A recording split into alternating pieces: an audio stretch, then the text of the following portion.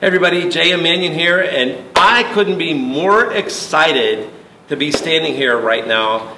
This is the very first time we've ever had a Women's Physique Olympia champion in the MPC Photo Gym, and I'm here with your current reigning, defending champion, Sarah Villegas. Yes, finally. Oh my God. I am so pumped. I'm so pumped too. We were going to say it at the same time. Yes. We were going back and forth, and I was explaining to Sarah that we've never been able to coordinate to get a Women's Physique Olympia champion in here. So this is a historical day. That makes me feel very special. And like I said, yeah, I'm really happy to be here. So yeah, I'm excited. So we're obviously doing her road to the Olympia. Yes. All right, Sarah. How does it feel that we're like, what, 20-some days away? You're defending your title. How you doing?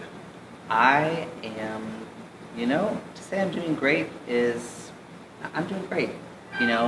This is my first Olympia coming in as a defending champion, so that's definitely new for me. But I'm ready. I've been, gunning it this whole last year. I've made a lot of improvements, just a lot of strategic work as far as developing my body in the right area and just really putting forth a package that is worthy of defending that title and getting a second one. Yeah. So. All right. So this is going to be your third Olympia?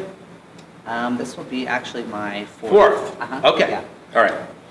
All right. So the first year you were in the Olympia, where did you place? 10th.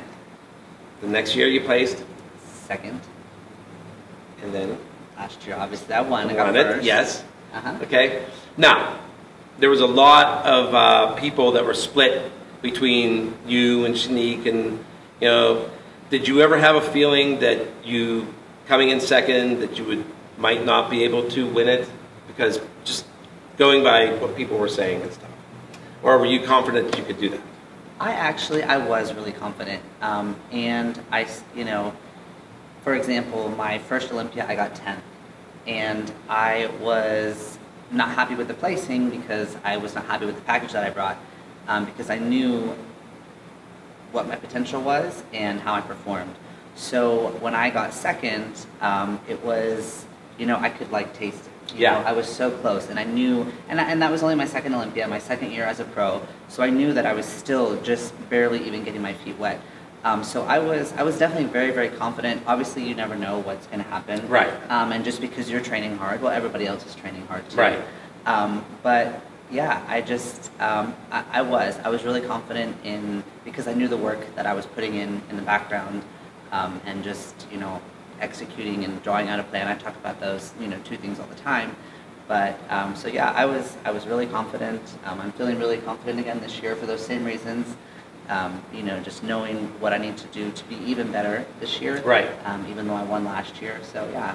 Listen, as I always tell people, even when you win, you can still make improvements. Absolutely, of course. Yeah. For sure. And another thing is, there's very few people in history that can say that they beat an Olympia champion on the Olympia stage.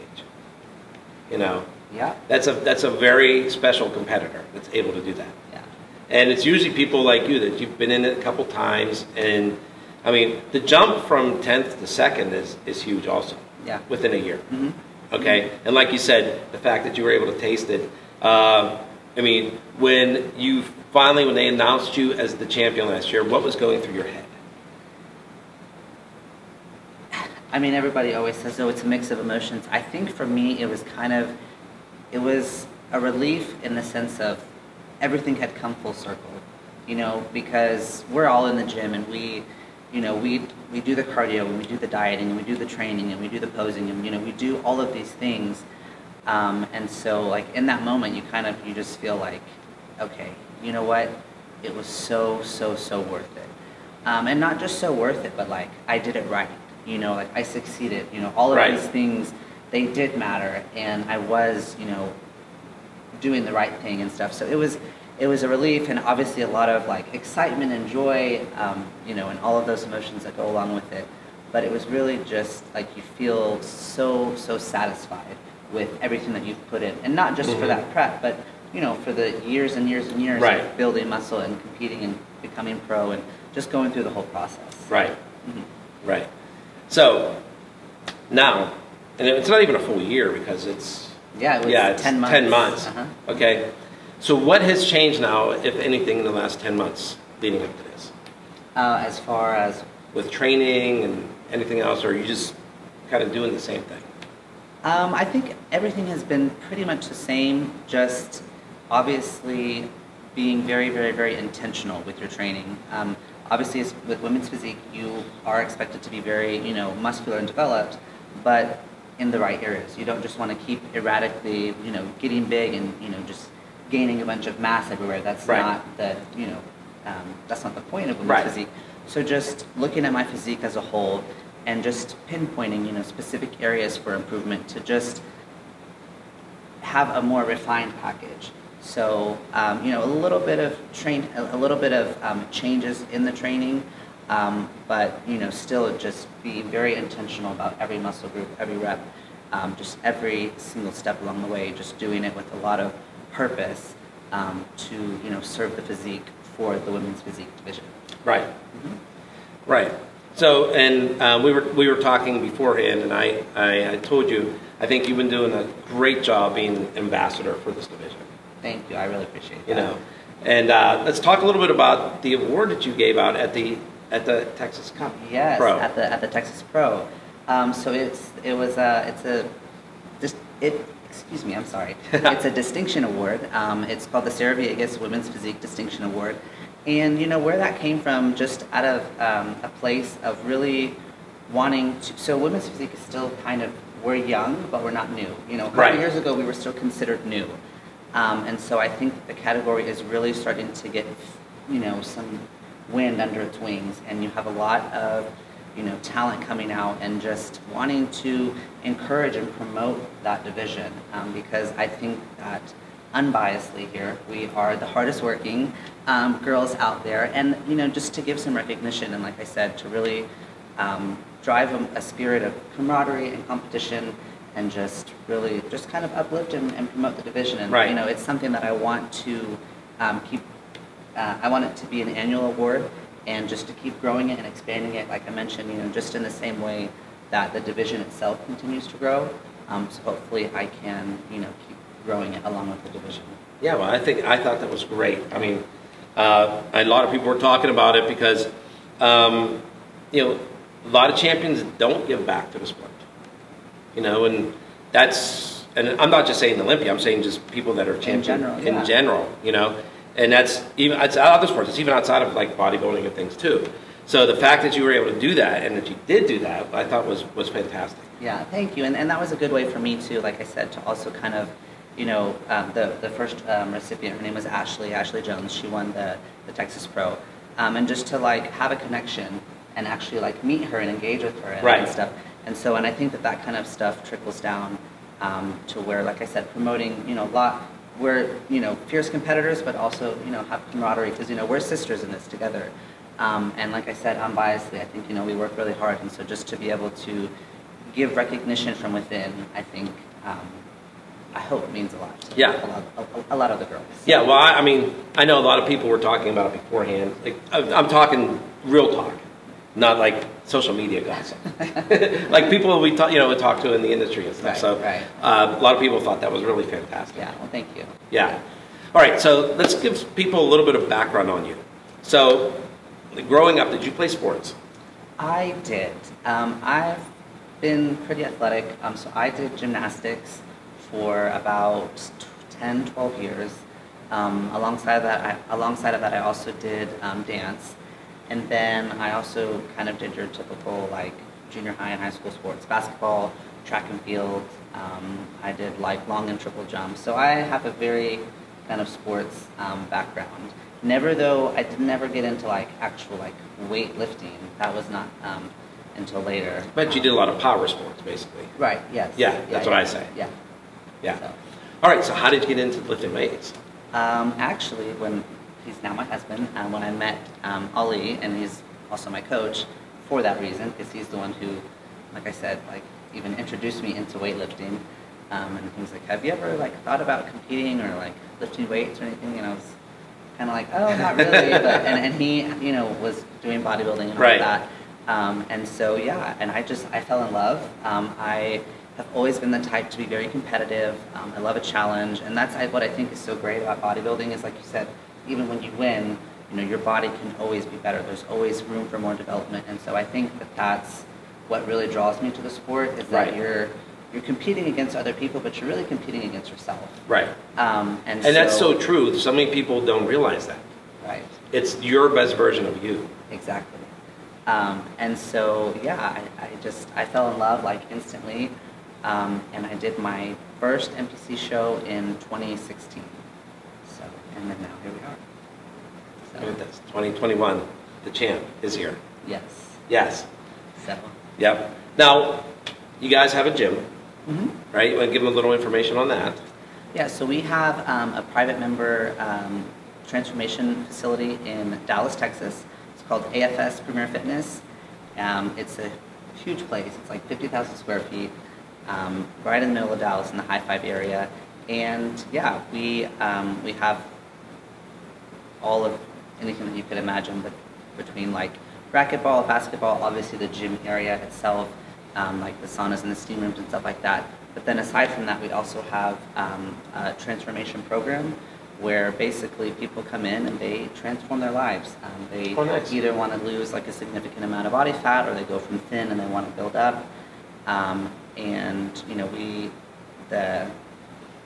what's kind of special about us is that it's not just like, oh, I come and I work out with a trainer. Right. You know, it's really, it's like a 6-month program where you have to come in and you do, we have like DEXA scan and InBody 570 scans for body composition. And they have like, you know, regular check-ins. They do, you know, Ali actually created a specialty diet that we use in-house. It's called the Carb Coding Diet Program. And so everybody gets a custom diet that's, you know, assigned to them specifically based on what their body composition is, what their goals are. You know, so it's very, very tailored and individualized Right. to, you know, have these people succeed. Right. Because a lot of them are very, they have a lot of responsibility within the community or within their business. Okay. And so their schedule is very demanding. So to set them up for success and make sure that they actually achieve their goals, you know, everything has to be very specific for them. Right. So, yeah. Yeah, because everybody has different lives and different things. So That's right. yeah. So what you're saying is it's not a cookie cutter place. No. Not But are there cookies there? There will be no cookies. not even protein cookies. Not on the diet. So literally no cookie cutter. No cookies, Yes. no cookie cutter. Nothing remotely close to cookies. I wish. You know, I might be craving a cookie right about now, but no. Right. Yeah. All right. So we were just talking a little bit earlier too. We're talking about wellness, the new wellness division. And I was saying how I thought that wellness really helped define the rules for women's physique, bikini, and figure. And I know you had your take. I just want you people to give the people your take on I this. think it's great. You know, like you mentioned, it allows for a clear distinction for, you know, to keep the lines from being blurred, because there are some girls who, you know, they're thinner build up top and they're bigger on the bottom, so they're maybe a little too big for bikini, right? And Right. so then they have a place in wellness, or, you know, they're built again in the lower, but they're not quite big enough for figure or physique. Right. And so yeah, I think it's really helped create some consistency throughout all the female divisions. And yeah, I'm excited to see where it goes. I really love that category. And I'm a fan of it, so I'm excited to see where it goes. And we get to see the first inaugural Wellness Olympia. I know, this year, yeah, Yeah. that'll be fun. Yeah, there's a lot qualified. How many girls? 24. That's about what we're at Women's Physique. Right. I think there's 24, so Yeah. yeah, that'll be a big lineup. That'll Yes. be fun. So Yeah. So do you ever see, kind of like we were talking about how there was a lot of people that got into men's physique and they kept training and training, that they grew out of men's physique and now they're in classic. Do you see a time where some of these wellness competitors that have, you know, probably been training, they came from power sports, different things, that maybe someday they keep training themselves out of wellness and end up in women's physique? Because I think that would be the natural progression. I think so, and I think, like you said, a natural progression, because you do have the developed lower body, and I think that's a great foundation, for women's physique. Yes, we are, more built on the top, but, still having that dominance on the lower body, right, I think gives a lot better balance when you have, a developed upper body. So I definitely see that happening, and I think that would be, if, girls decide because to do that. what we're seeing now is the competitors from figure and bikini, a lot of them, that they didn't fit there, but they fit the wellness, right? The criteria for now. But I was just saying, just like what happened with men's physique, Yeah, they'll move up and right, probably do very well. Yeah. Right. So it's I say this to people too, and since you're the champ, I wanted to bring this up. People they're like, well, I don't understand the connection of women's physique to wellness. We get the bikini and figure side, but it just, to me, it seems logical. Yeah. Again, I mean, because the lower body is so developed, and especially with women, that the muscle groups in the upper body are a lot smaller, so it's easy to, people think that you have to gain a lot, right, to be in women's physique, and really I think they'd be surprised at how much you don't have to gain. Yeah, actually, those women are probably a little more than halfway there. Yeah, exactly. Yeah. Right? Because what's everyone was talking about building up? That's right. And they have that lower body. That's right. They have the hard part done. Right. So yeah. All right. So is there anyone you can give a shout out to? I just want to shout out to everybody, all the fans and everybody, saying just thank you guys for all your support.